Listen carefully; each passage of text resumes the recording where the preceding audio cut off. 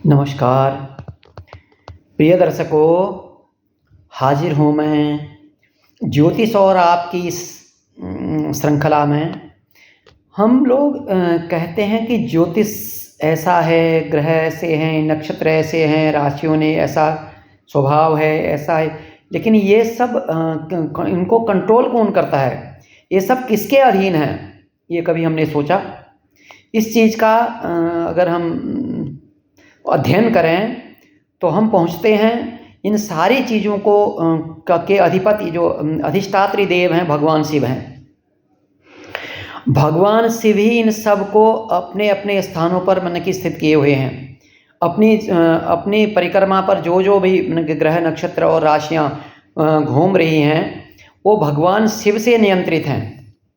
भगवान शिव ही इन सारे जितने भी मन की ज्योतिष के सूत्र हैं, वो कहीं न कहीं भगवान शिव पर ही केंद्रित होते हैं और भगवान शिव ही सारी सृष्टि के नियंत्रक हैं। चाहे ब्रह्मांड में जितनी भी संगीत के स्वर हों, संगीत के साथ स्वर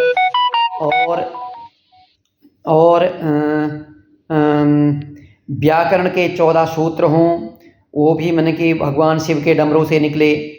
और नाद शक्ति, जो नाद है मन की, जो जिस नाद साधना से भगवान शंकर के डमरू से जो मन की 7 स्वर निकले, वो भी भगवान शिव के अधीन ही हैं।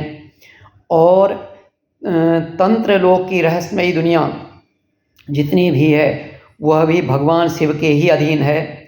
और भगवान शिव ही इस पूरे ब्रह्मांड के को नियंत्रित करने वाले हैं। और ग्रहों, नक्षत्रों, राशियों या उनके 100 उन नक्षत्रों के 108 चरण, तो वो कहीं न कहीं 108 का अंक कैसे मन की हमारे को मिला, वो सारी चीज़ें मन की सारी सब कुछ शिव के ही अधीन हैं। भगवान शिव ही इस सृष्टि के कहीं न कहीं सारी ज्ञान के अधिष्ठात्री देव हैं। भगवान शिव से ही ये शुरुआत होती है और भगवान शिव में ही समाहित हो जाती हैं। और भगवान शिव ही, जब यह ब्रह्मांड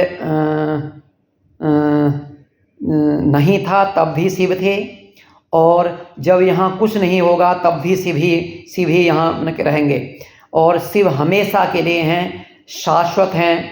लेकिन शिव को निराकार और साकार दोनों रूपों में देखा जा सकता है। शिव निराकार भी हैं और शिव साकार भी हैं। और शक्ति के बिना शिव की परिकल्पना संभव नहीं है। शिव में जो इकार शक्ति है, ई की मात्रा, वही शक्ति है। वहीं से शिव बनते हैं, नहीं तो वो शव बन जाता है। शव का मतलब होता है जिसमें कोई चेतना नहीं है, वह मतलब उसमें कोई शक्ति नहीं है। शक्ति के बिना शिव की कोई परिकल्पना कर ही नहीं सकता। इसलिए सारे ज्योतिष के मूल आधार ही शिव हैं। यह अगर हमारी समझ में आ गया तो उस दिन मन की फिर हमको ज्योतिष या किसी भी ज्ञान से की ज्ञान प्राप्ति से, या किसी भी विषय का मन की ज्ञान हो, या किसी भी क्षेत्र में हम आगे बढ़ने की कोशिश करें, तो भगवान शिव की कृपा हमारे जीवन में हमेशा हमको प्राप्त होती रहेगी। इस तरह से मतलब ये एक बहुत बड़ा विषय है कि ज्योतिष है क्या, कहाँ से आया, किसने हमको दिया। और उसके बाद सारे हमारे ऋषि जितने भी हुए, चाहे ऋषि भृगु ऋषि हैं, चाहे वशिष्ठ ऋषि हैं, चाहे पाराशर जी महाराज हैं, फिर उसके बाद जो है फिर मन की आर्यभट्ट ने मन की इसको आगे बढ़ाया। लेकिन शुरुआत तो मन की कहीं कहीं वैदिक हमारे वेदों से ही हुई। तो ये सब चीज़ें हैं। ज्योतिष बहुत गूढ़ है। इसको समझने के लिए भगवान शिव की चेतना, भगवान शिव को समझना ज़रूरी है। भगवान शिव की आराधना, उपासना बहुत ज़रूरी है। अब आगे हम इस पर चर्चा करेंगे धीरे धीरे, कैसे कैसे क्या क्या है।